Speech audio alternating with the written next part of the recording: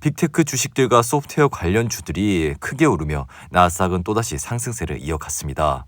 구독과 좋아요 부탁해요. 안녕하세요. 미국 주식하는 임겐입니다. 이날은 기술주 매수세 유입에 따른 주요 빅테크 주와 소프트웨어 관련주 급등 속에 3대 지수는 다시 상승세를 탔고 특히나 나스닥은 장중한때 1.22%나 상승을 하는 모습을 보여줬는데요. 이에 엔비디아는 2.4% 그리고 마이크로소프트는 3%나 올라 그리고 서비스 나우는 3.12%, 오라클은 무려 9%나 오르며 이날은 특히 소프트웨어 관련 종목들이 크게 상승을 하는 모습을 보여줬죠.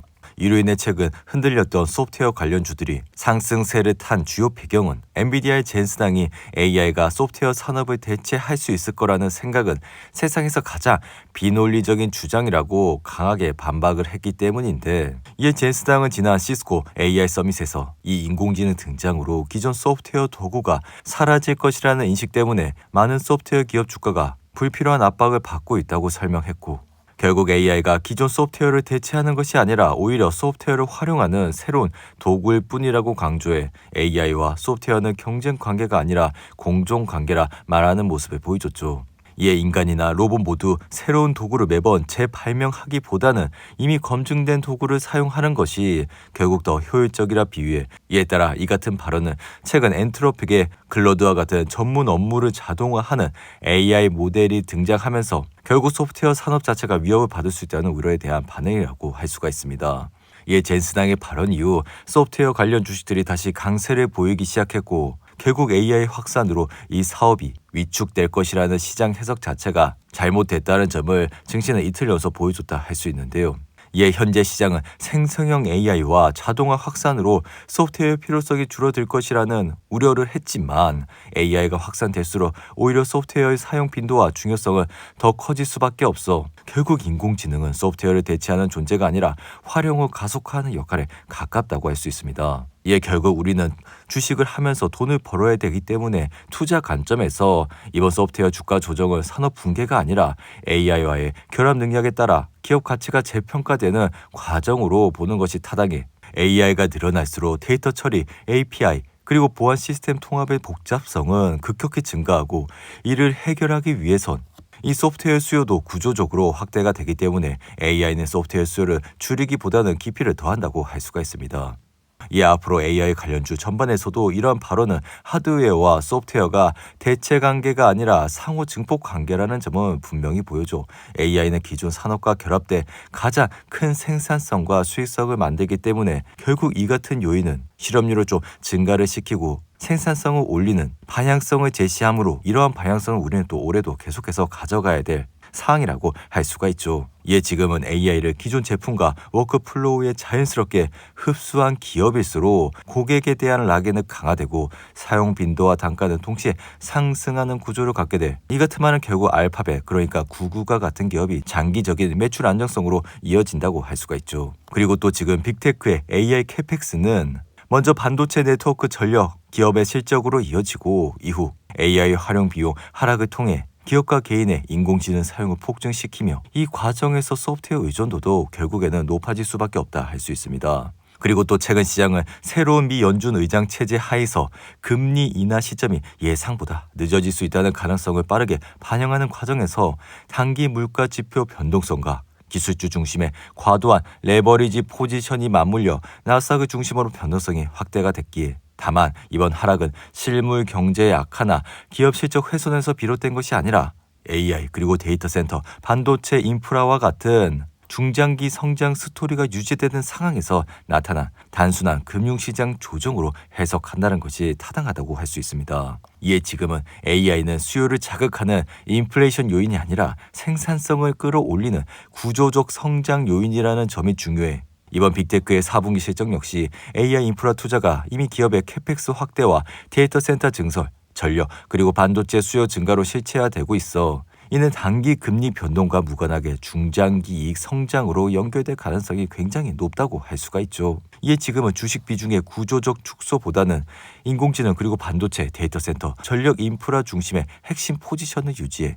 단기 변동성 확대를 비중 조정과 장기 투자 관점의 기회로 활용을 해야 된다고 말씀을 드립니다. 이에 시장은 단기적으로 감정에 반응해 최근 피어앤 그리드 지수도 35까지 내려왔고, 그러나 중장기적으로는 기업의 주가는 결국 생산성과 이익 증가를 따라간다는 점은 변하지 않아 지금 증시의 변동성은 부담스러울 수는 있지만 AI를 중심으로 한 글로벌 생산성 확장이라는 큰 방향성은 여전히 유효하다고 할 수가 있는데요.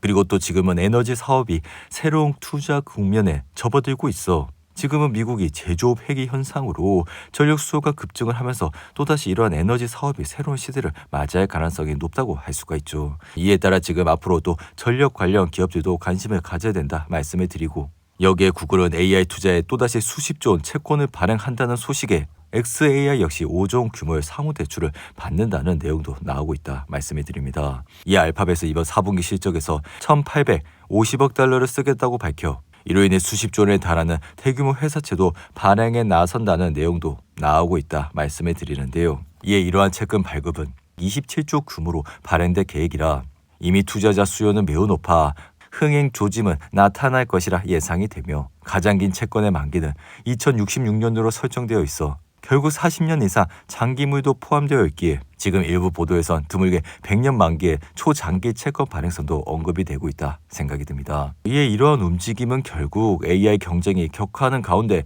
빅테크 기업들이 대규모 자금을 조달하기 위한 채권 발행에 나서는 추세 연장성에 있어 알파벳은 앞서 유럽 시장에서도 채권을 발행한 바가 있죠. 이에 이렇게 된다면 또 가장 큰 수혜를 받을 기업은 브로드컴이라, 그러한 이유는 브로드컴은 지금 구글의 TPU를 만들고 있어 이렇게 구글이 AI 관련 투자를 지속적으로 증가를 해 나가게 되면 이렇게 지금 구글과 협력을 맺고 있는 브로드컴의 주가도 반등을 할 수밖에 없다 할 수가 있죠. 이에 브로드컴은 최근 바닥을 찍고 다시 반등을 하는 모습을 보여주고 있고, 이날도 약 3% 이상 상승을 하면서 이제는 340달러에 안착하는 모습도 보여주고 있는데요. 이에 브로드컴은 장중 한때 352달러까지도 올라 최근 하락세를 딛고 반등을 하기 시작했고, 그리고 지난 분기 실적에서도 시장 예상치를 상회하는 결과가 나왔지만 결국 이 포워드 PR이 너무 높아 투자자들의 단기 차익 실현 매물들이 많이 나타났다고 할 수가 있습니다. 하지만 지금 또 바닥을 찍고, 그러니까 이 200일선을 찍고 반등을 하는 모습을 나타내고 있기에 상승의 흐름세를 이어갈 가능성이 높다고 말씀을 드리며, 그리고 엔비디아 역시 최근 주춤한 모습을 나타냈지만 엔비디아도 151선을 찍자마자 이틀 연속 반등하는 모습을 나타냈다 할 수가 있죠. 이에 엔비디아는 다가오는 2월 말 실적 발표가 있어 결국 이번 달에 엔비디아의 실적 발표가 굉장히 중요해.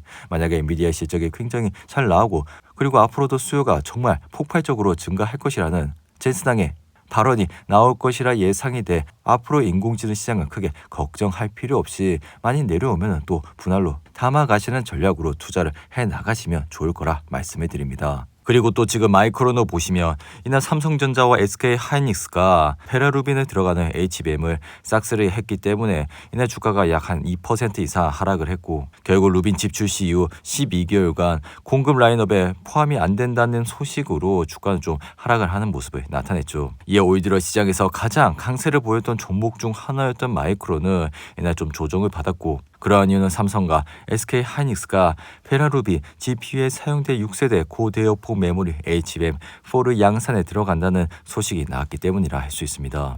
이에 반도체 전문 리서치 업체 세미애널리시스는 마이크론의 HBM4가 루빈 칩 출시 이후 첫 12개월 동안 공급 라인업에 포함되지 않을 가능성이 크다고 분석해 결국 이러한 말은 지금 성능이 삼성과 하이닉스에 못 미치는 말이라고 할 수가 있죠. 따라 마이크론 역시 최근 상승세가 좀 꺾이며 지금은 22 이동평균선까지 내려왔고, 이에 만약 이 22 이동평균선이 좀 내일 무너지게 된다면 단기 조정 국면에 들어갔다 보시고, 또 마이크론은 좋은 가격에 매수를 하면서 모아가면 좋을 거라 생각이 드는데요. 그러한 이유는 지금 이 메모리 반도체 시장의 포워드 PR이 그렇게 높지 않아 실제로 빅테크보다 지금 낮고, 앞으로도 돈을 잘 벌 가능성이 굉장히 높기에 이렇게 조정이 왔을 때 조금씩 담아가는 것도 나쁘지 않다고 말씀을 드립니다. 자, 오늘도 8분이 넘는 긴 영상 끝까지 시청해 주셔서 감사하고요. 가시기 전에 구독과 좋아요 잊지 마시고, 그럼 저는 다음 영상에서 찾아뵙겠습니다. 감사합니다.